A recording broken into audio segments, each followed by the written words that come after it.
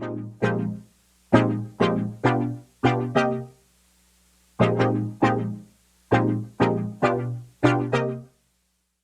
everybody. Vega.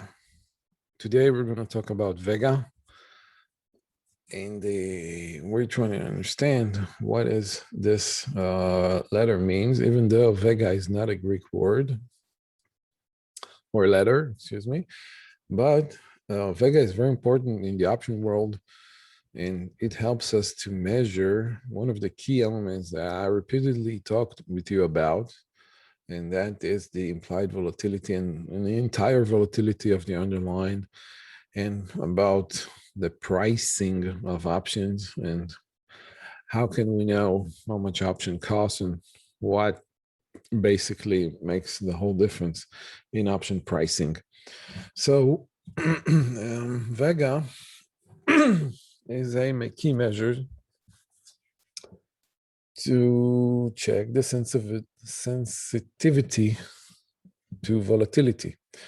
In other words, Vega is typically expressed as the amount of money per underlying share that the option value will gain or lose as volatility rises or falls by 1% point. Okay, it's been measured by percentage. All options, both calls and puts, will gain value with rising volatility and lose value with declining volatility. Okay, so basically what it means is that when the market turns to be volatile, then that means in the far most cases, at the utmost cases, when the market starts to fall, and it usually happens when it falls, traders begin to panic. When that is a normal human behavior, when your market, your stock, or even something bad happens in the world or in your country, it will affect the stock market. And of course, it's going to affect your stock that you have bought. And that's why traders and investors seek to gain protection. And the most basic protection they can get for their stock, if they don't want to sell it, they want to hedge it, they're going to have to buy puts. And that's when all the trouble are generating and becoming, when everybody starts to panic and saying, oh my God, the market's going to crash, everything is going to fall, we need to hedge ourselves quickly and quickly buy puts. And this is where everything is starting to decline, and everyone gets panic and everyone wants to buy those puts. And then what happens? The prices of the puts rise up. Of course, this is all a matter of supply and demand. And when demand is high, the price is high.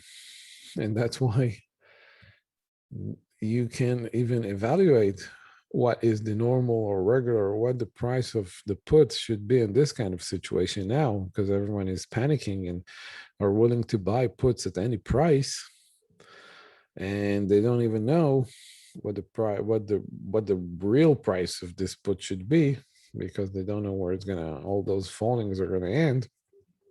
So they keep on and on and on buying those puts at any price, and the prices rises, and sometimes it really goes crazy as hell when the market just slips, even sometimes even just a little bit.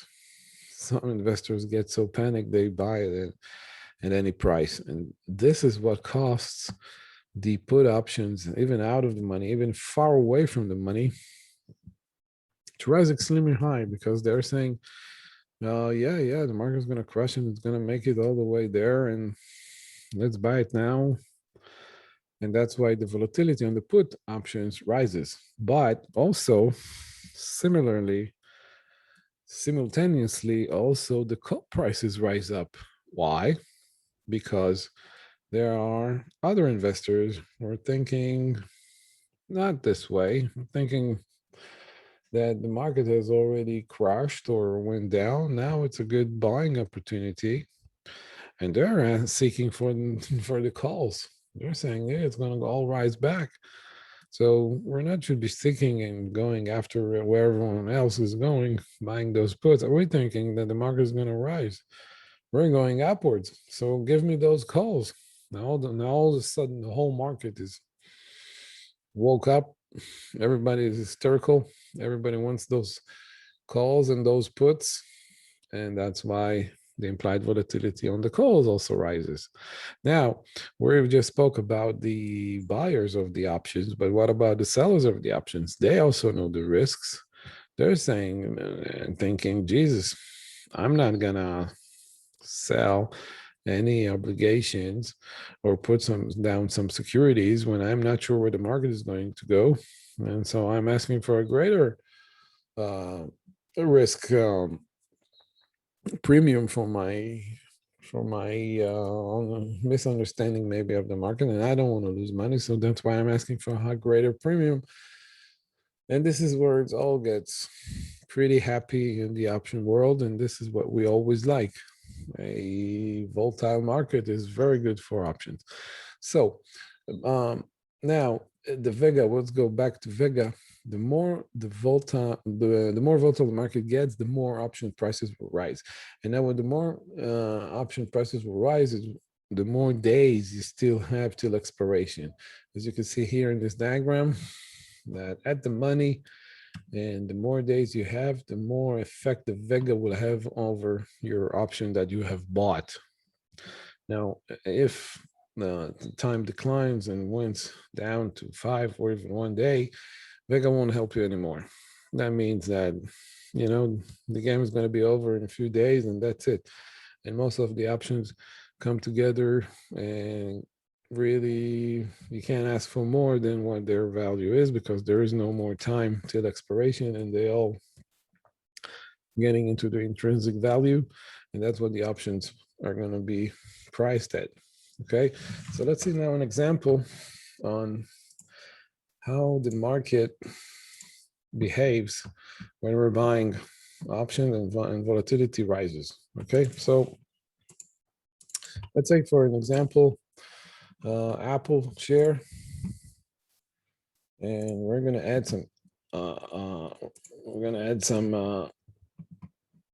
some buying.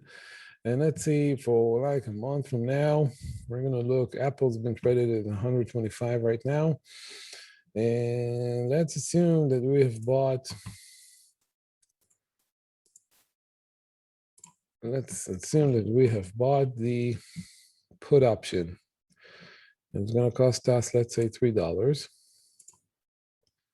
Okay, and we bought it right on the spot at 125. So you can see that we have here the graph, and it costs us $3. And of course, because we bought the put option, then we needed to make it to 122 and overpass the 122 mark, which is our break-even point. So we've bought it, and now let's say during this period of time, something happened with Apple, and stock is starting to go down. Now, as I explained to you, volatility will rise. Okay, so the theoretical price right now is $3, and we bought the 125. Then that means that this put option has only time value to herself. But if we're going to assume now I want you to look at the pink line, and let's say the volatility has risen by 10%. Look now what our theoretical price is going to be. It's going to be somewhere like around $200, almost $200. That's because you see in this line, in this column, Vega Effect, every dollar that every percentage that the market will add himself to the volatility, to his volatility, the Vega will rise the theoretical price of the option. And that means that if we were here and it rose almost by 10%, then that means that we're going to gain almost almost $150. Now, if it's going to rise even further, let's say it's going to rise to, let's say theoretically, of course, the implied volatility will rise to, let's say, 35, then you can see that our theoretical price, even though we're still far away, 30 days from expiration, the Vega effect affects the option pretty heavily, and now the theoretical price has risen even above 500. And if it goes up and up, let's say now to 100, wow, kaboom, look at this. You're going to make instantly $1,575 just because just because the Vega has risen so much. Even though at expiration, it's going to be worthless, it's going to be zero, then you can take the profit right away and not wait at all till expiration. Theoretically, of course, I'm speaking. So, of course, on the other hand, keep in mind that if the implied volatility will decrease, okay, then your theoretical price will decline pretty badly, and the option will start to lose her value pretty fast. That means that maybe you bought it today, and tomorrow the price of the put option will go pretty fast to zero in no time. Okay, so Vega effect is a very important element here in our option when we're trying to evaluate the pricing of options. Now, keep in mind that always you should buy, if you want to buy options for protection, then keep in mind that the theta effect will work against you, but the Vega effect can work both ways. If the Vega will rise, then also your stock price, your option price will rise as well, even though it's worthless at expiration, meaning measures, if it were to expire right now. So generally speaking, I would always recommend you, if you want to go and hedge yourself, then try to buy options with longer time till expiration and with low volatility as possible. And sometimes if volatility rises, then you can make a hell of a money just from the Vega effect if you get lucky with the rising of the volatility. So basically that was it. Every option, every stock has its own volatility and its own Vega. Also, every option in the option chain has a different Vega. And keep in mind again that volatility is a key, very important key at our option estimation. So that's it for Vega. I'm going to talk greatly about Vega strategies in our next course, and we'll see how can we play and make money using these kind of strategies. As I said, you can always try to buy some options far away from the money and with a long time till expiration, and we'll see how many interesting things we can do with this strategy using Vega. Okay, guys, hope to see you in our next class. Goodbye and good luck.